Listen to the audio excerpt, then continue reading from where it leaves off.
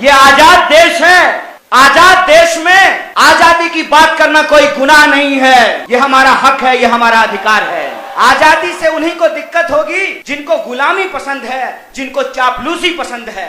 ये वही लोग हैं कि जब अंग्रेजों से लड़ने की बारी आई थी तो अंग्रेज से माफी मांग रहे थे।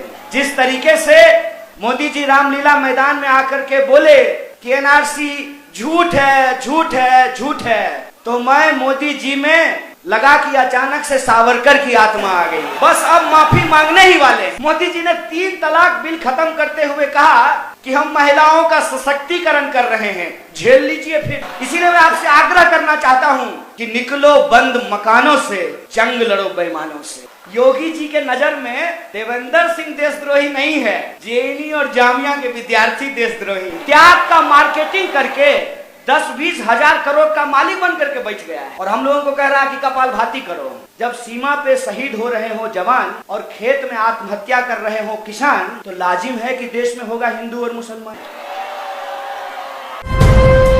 लाइव टीवी, सच सबसे आगे। मेरी आवाज जहां तक पहुंच रही है, आप तमाम लोगों को, मुंबई के सभी नागरिकों को, सभी निवासियों को, माताओं बहनों को, आदरणीय बुजुर्गों को, नौजवान दोस्तों को और प्यारे बच्चों को क्रांतिकारी सलाम पेश करता हूं।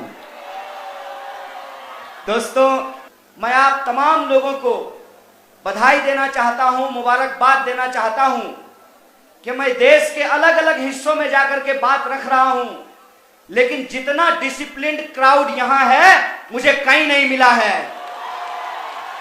इसके लिए मैं आपका बेहद शुक्रगुजार हूं। और दूसरी बात ये कि जब मैं यहां आया तो नीचे एक दादी ने बुलाया, दुआ दी और मोहम्मद रफी साहब का गाया हुआ गाना गुजराती में लिख करके दिया। मुझे गुजराती नहीं आती है, मराठी भी नहीं आती है, मला मराठी येत नहीं,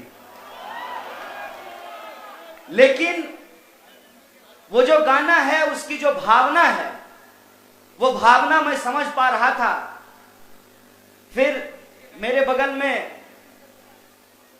मैंने साथी से मदद ली, उन्होंने कहा कि हम लाए हैं तूफान से किश्ती निकाल के, इस देश को रखना मेरे बच्चों संभाल के।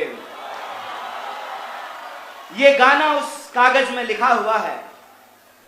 फिर मैं अचानक से ये सोचने लगा कि ये इतना पुराना गाना है, इसकी जरूरत हमको आज क्यों पड़ रही है। आप देखिए, जो पुरानी नज़में हैं, जो पुराने गजल हैं, जो पुराने गीत हैं, जिसमें कौमी एकता की बात है, कौमी एकजहती की बात है, वो गाने मशहूर हो रहे हैं। मैं सोचता हूं कि क्या हमारे देश के जो महान लोग थे, डॉक्टर बाबा साहब भीमराव अंबेडकर, सावित्रीबाई फूले, फातिमा शेख, अशफाकुल्ला खान, राम प्रसाद बिस्मिल, उन्होंने जो कुर्बानी दी थी, उस कुर्बानी से जो हमको आजादी मिली थी, क्या हमारे देश के महापुरुषों को इस बात का अंदाजा था कि आने वाले वक्त में हो सकता है कि इस आजाद शब्द को और आजादी शब्द को बदनाम करने की कोशिश की जाए। मुझे लगता है कि शायद उनको इस बात का अंदाजा था।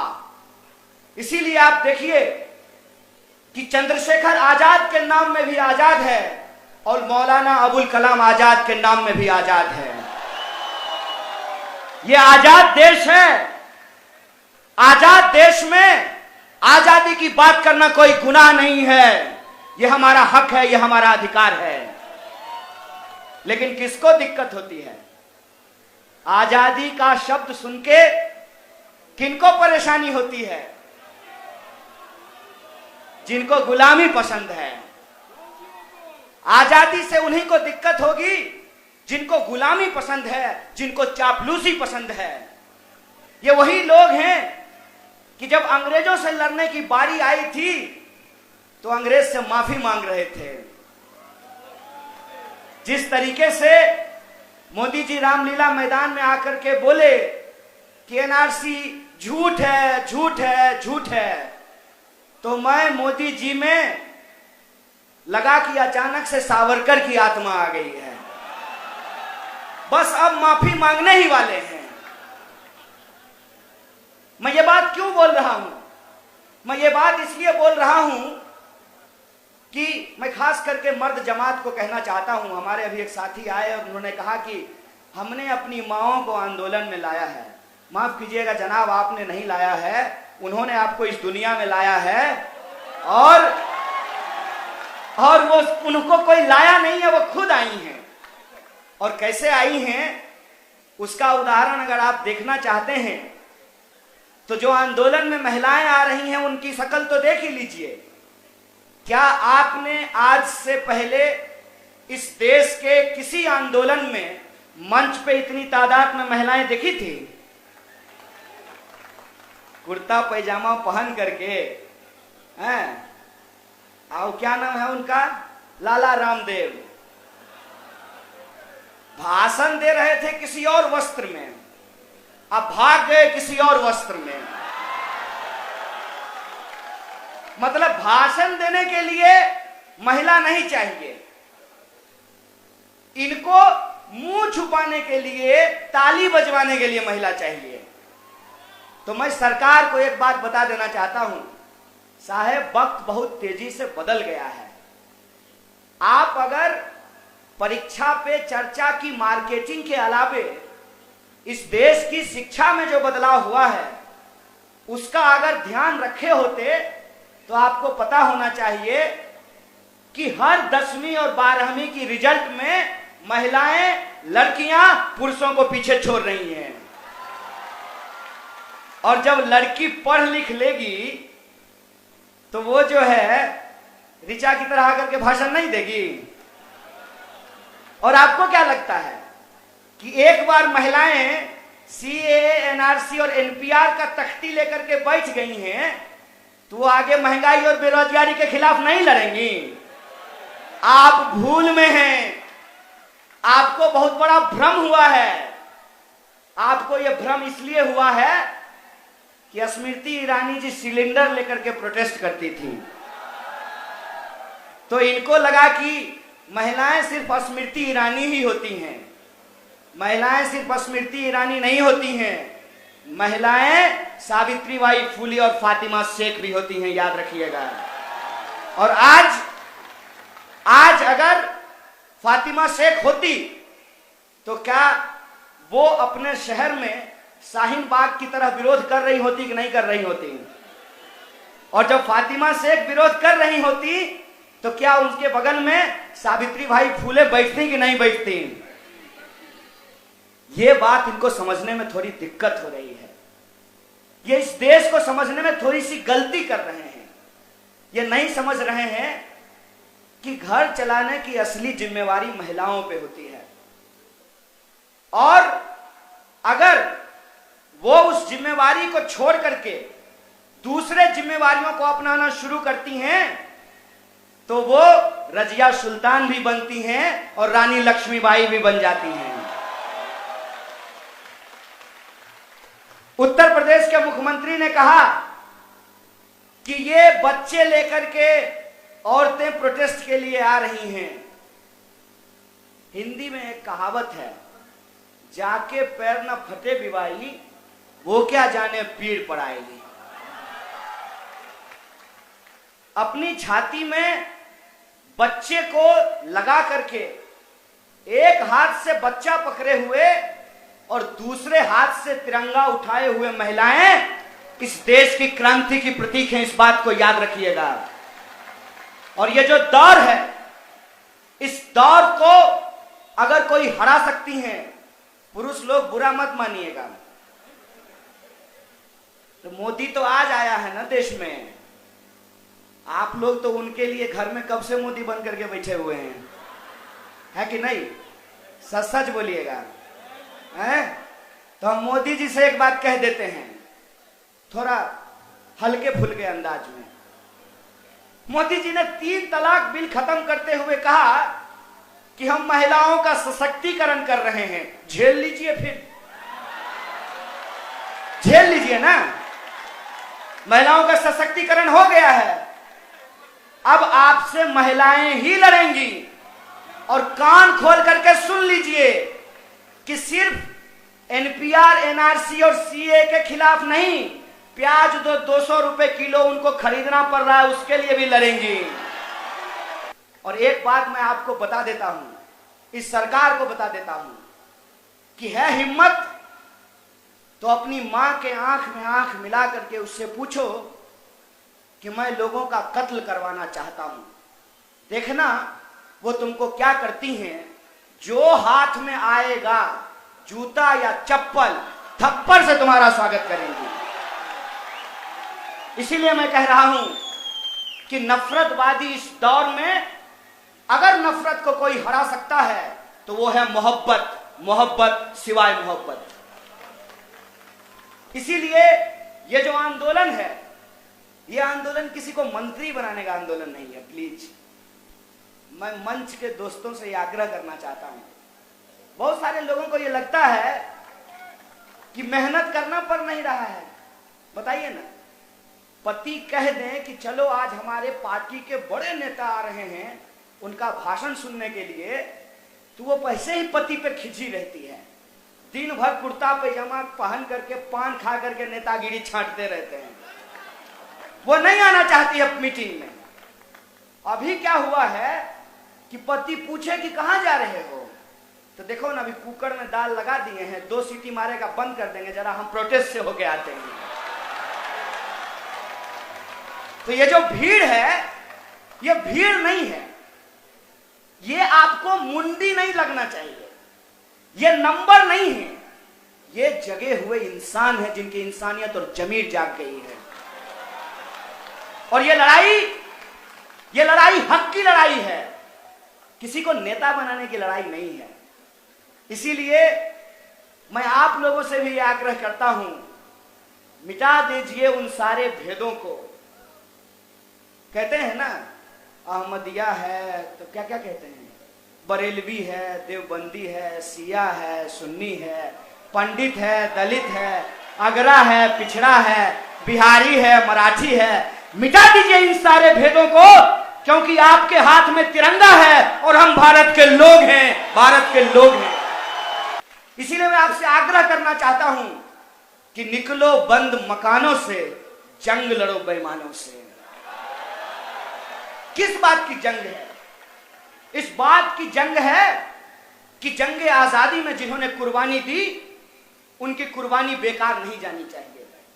सोचिए कि आज अगर राम प्रसाद बिस्मिल होते और सरकार कहती कि अशफाक उल्लाह खान को हम नागरिकता नहीं देंगे, तो राम प्रसाद बिस्मिल क्या करते? बोलिए क्या करते? सोच के बताइए। किसी का भी आप नाम उठा करके देख लीजिए। आज अगर सुभाष चंद्र बोस होते और उनका जो साथी जैनुल आबदीन, जिन्होंने जय हिंद का नारा दिया, उनकी नागरिकता छीनने की बात होती तो सुभाष चंद्र बोस क्या कर रहे होते? अगर गांधी जी होते तो क्या मौलाना अबुल कलाम आजाद के लिए नहीं खड़े होते? ये देश है, ये भारत है, इसको समझ लीजिए। अरे कुर्सी का क्या है, 5 साल के लिए आए हैं, आया है फिर चला जाएगा। देश को अगर एक बार नफरत की राह पे लेकर के चले जाइएगा तो ऐसा खूबसूरत देश हम फिर से बना नहीं पाएंगे, इस बात को जान लीजिए। इसीलिए इस आंदोलन में यह बात हम लोगों को समझनी पड़ेगी कि यह लड़ाई उस स्वतंत्रता आंदोलन की विरासत को बचाने की लड़ाई है।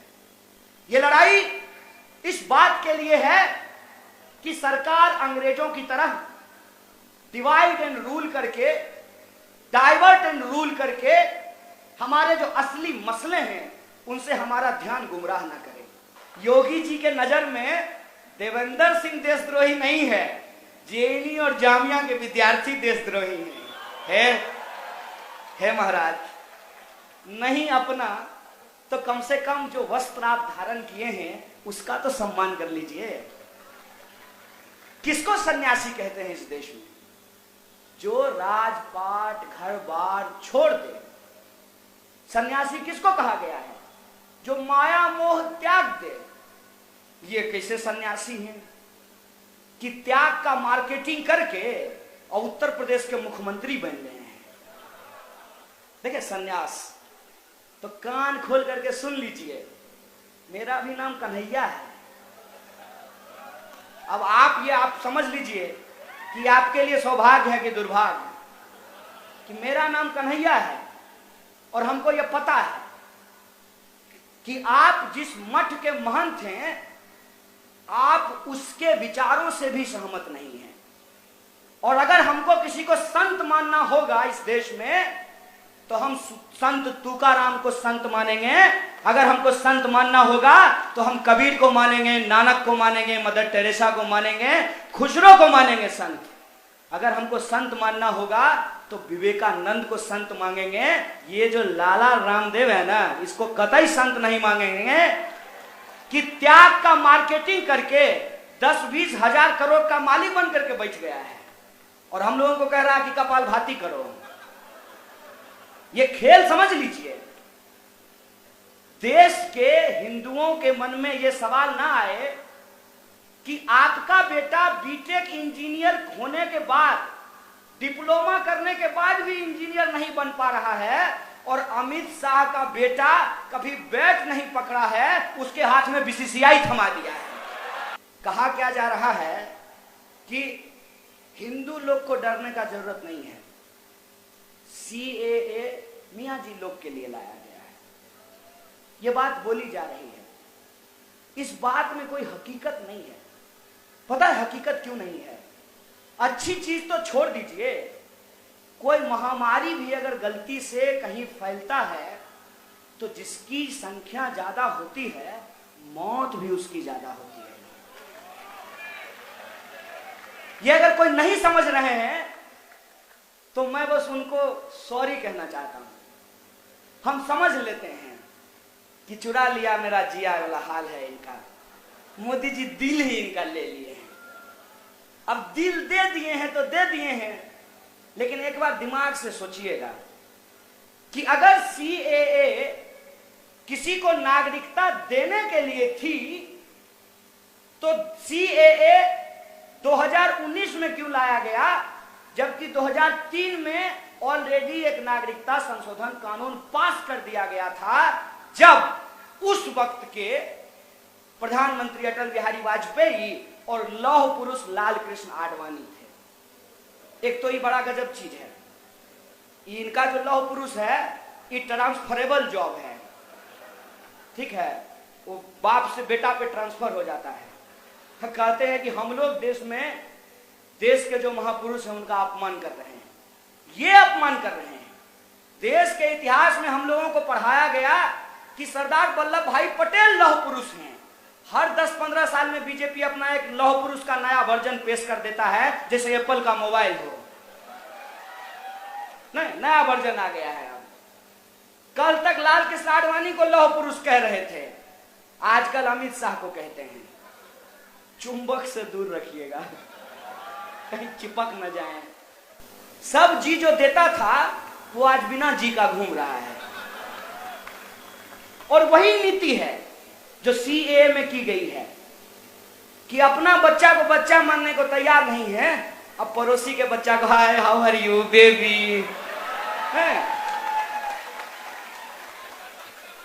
तो बीएसएनएल को सरकार नहीं पूछ रही है, जो सरकार की कंपनी है। जियो धन धनाधन हो रहा है। खेला गुरुजी, समझ रहे हैं खेला हम समझते हैं। रैली करते हैं और कहते हैं कि जो लोग सीएए का विरोध कर रहे हैं वो लोग प्रताड़ित हिंदुओं, सिखों, बौद्धों, जैनों को नागरिकता देने के खिलाफ हैं। कान खोल के सुन लीजिए गुरुजी, कन्हवा करा लीजिएगा साफ। मंच पे खड़ा होके बोल रहे हैं कि किसी को नागरिकता देने के खिलाफ हैं आप लोग, नहीं है ना? तो ये झूठ क्यों बोला जा रहा है?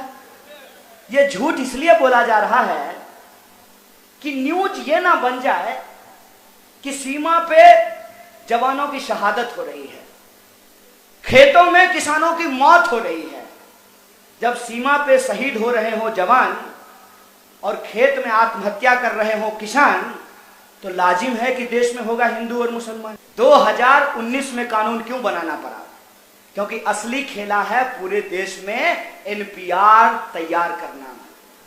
नेशनल पॉपुलेशन रजिस्टर तैयार करना। और सिर्फ ये मत कहिए कि कागज नहीं दिखाएंगे, ये भी कहिए कि एनपीआर में अपने बाप दादों का नाम नहीं बताएंगे, अपने दादियों का नाम नहीं बताएंगे। तो आपको एनपीआर को रोकना पड़ेगा। और एनपीआर को कैसे रोकेंगे? गांधी को मानते हैं कि गोडसे को? जोर से बोलिए जब गांधी को मानते हैं तो। अरे गोडसे को मानने वालों को बोलने में डर लगता है, गांधी को मानने वाले को डर नहीं लगता है। गांधी को मानते हैं ना? तो गांधी ने नमक कानून के खिलाफ इस देश में असहयोग की उस प्रक्रिया को आगे बढ़ाते हुए सभी ने अवज्ञा किया था। आप भी सरकार को कहिए कि यह सरकार, अगर तुम हमको नागरिक नहीं मानते तो हम तुमको सरकार नहीं मानते। और अपने घरों के बाहर लिख करके रखिए कि हम इस घर में रहने वाले लोग संविधान को मानते हैं, इसीलिए संविधान विरोधी, गरीब विरोधी, देश विरोधी एनपीआर और एनआरसी को नहीं मानते हैं। घर के बाहर लिखिए कि ओ एनपीआर, कल आना, अपने 60-15 लाख रुपया लेकर के आना, वरना मत आना। इस लड़ाई को हम लोग मिलकर के लड़ेंगे और जिस तरीके से माओ का आशीर्वाद मिला है, इस लड़ाई को हम जरूर जीतेंगे। शुक्रिया। इनकलाब जिंदाबाद, हमारी एकता जिंदाबाद। हक चाहते हक हमारी आजाद देश में आजाद वाली अशफाक वाली तो बिस्मिल वाली अरे गांधी वाली अंबेडकर वाली तो फूले वाली फातिमा वाली है हक तुम्हारी है हक हमारी। अरे सुन ले मोदी हम नहीं डरेंगे, अरे साहब भी सुन ले हम नहीं रुकेंगे। तो मिलकर बोलो है हक तुम्हारी है हक हमारी। महिलाएं मांगे तो पुरुष भी बोला, और बोल दलिता, पिछड़ों ने बोला, अगरों ने बोला है हक हमारी है जान से प्यारी। आजाद देश में आजाद देश में और गरीबी से तो भूखमारी से और जातिवाद से दंगा इससे लेंगे, भाजपा इससे लेंगे। तो मिलकर बोलो अरे एनपीआर से, अरे एनआरसी से, अरे एनआरसी से तो सीए से। अरे डरता किससे? अरे जोर से बोलो अरे मर गए क्या? तो ऊंचा बोलो अरे सुन ले मोदी हम नहीं डरेंगे, हम नहीं झुकेंगे, हम नहीं रुकेंगे। तुम कुछ भी कर लो, तुम पुलिस बुलाओ, तुम डंडे मारो, तुम गोली चलाओ, तुम जेल में डालो, हम लेके रहेंगे। महिलाएं मांगे सुनसान सड़क पे खाने पीने की, पढ़ने लिखने की, और प्यार करने की, साथी चुनने की, शादी करने की, अरे हाँ कहने की तो ना कहने की। है हक तुम्हारी है हक हमारी। अरे डरते किससे? अरे सुन ले मोदी, अरे सुन ले ढोंगी, अरे सुन ले ढोंगी हम नहीं डरेंगे।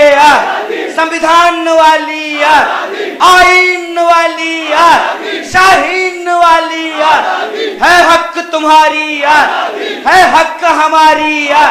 तो मिलकर बोलो अरे भगत सिंह की आजाद वाली, आजाद वाली आजाद देश में, आजाद देश में है हक तुम्हारी है हक हमारी। हम लेके रहेंगे। लाइव टीवी, सच सबसे आगे।